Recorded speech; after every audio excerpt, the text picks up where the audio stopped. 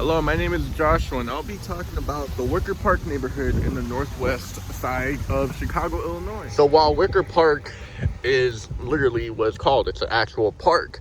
That's actually the name of the neighborhood in this city, where you can see over there, there's a bunch of dogs. At that corner over there, there's a dog park. Over here, there's a fountain. It's winter in Chicago, so it's obviously not going to be on. You go further down, there's playgrounds, basketball courts, a baseball field. It's really just for people to enjoy themselves. So early 19th century architects wanted to call these neighborhood parks is because they want to emphasize the greenery that the city had to offer. So you'll hear a lot of neighborhoods named after a park, like you have Brighton Park, McKinley Park, Portage Park, Lincoln Park.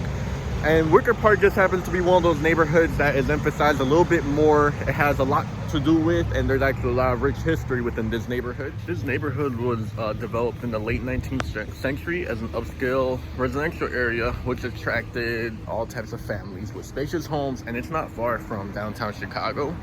The neighborhood's name comes from the Wicker family, who were early landowners and played a key role in the development of this area. The area was also a hub for many European immigrants from Eastern Europe, which is where it started to grow its cultural factors here.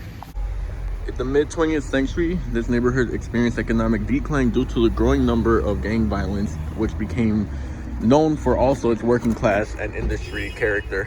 By the 2000s, the neighborhood began to revitalize spaces and the artistic energy of this area by artists, young professionals, and entrepreneurs, which attracted its affordable spaces and artistic energy. So the main part of this video is really about Milwaukee Avenue. So Milwaukee Avenue is one of the major hubs within this community, where you can start to see everything that I was really just talking about this area. Some of these places are very trendy for the urban fashion. Back there is the Supreme store. We have the Half Evil store over here.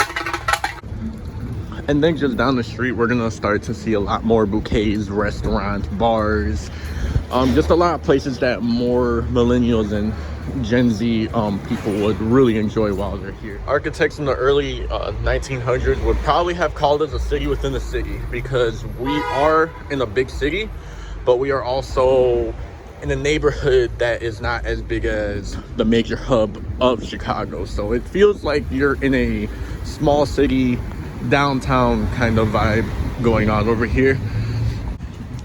So now I'm heading on my way to the Noel Bank building, which has been transformed into a Barnes & Noble. So it's one of the most historic buildings in Chicago. It was constructed in 1914 as a branch for the Noel State Bank. It's a prominent financial institution of the early 20th century.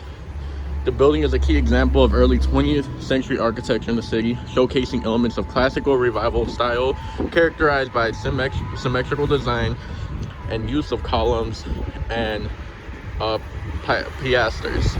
The bank was founded by Charles B. Noel, who was an important figure in Chicago's financial and institutional circles at the same time.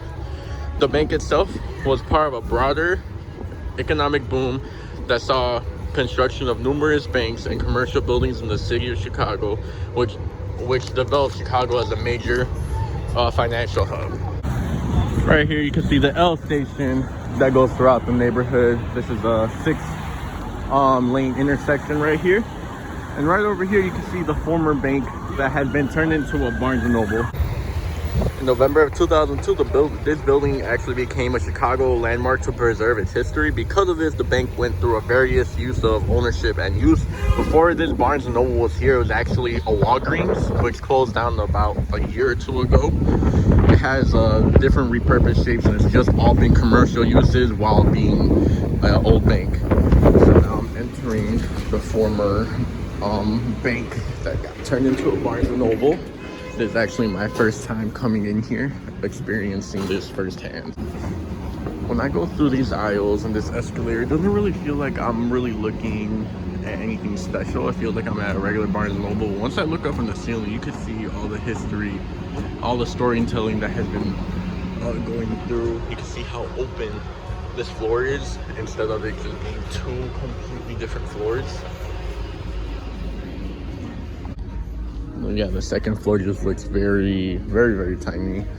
And then here's a view from the second floor going down to the first floor. As you can see the streets, all this open light view. I believe it's still under construction. Down over here you can see there's an escalator there. I remember when this used to be a Walgreens, they actually had a basement with another level of a lot of their other retail stuff. But I believe that you know, this building was actually supposed to open up during the summertime. It wasn't super clear as to what delayed it because it just opened about a month ago.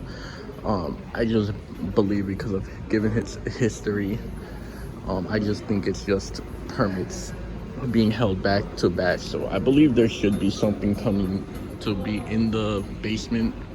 Maybe they're gonna do something special with the old vault that used to be down here. They have just I bet there's just a temporary door. And now this will conclude my tour of the building. But you walk outside, now you're in just a major city space. So the neighborhood has dealt with a huge economic boom within the past decade.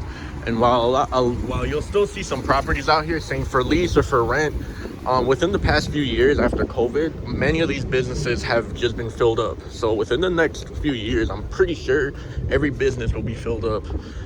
And it's just creating more and more prime real estate for the area. Because Milwaukee Avenue runs on a diagonal street versus most of Chicago's neighborhood being in the grid, there are some weird turns that go just like this that aren't really normal for a lot of Chicago neighborhoods. That will conclude today's video. Thank you all for listening and hearing me talk about this magnificent building.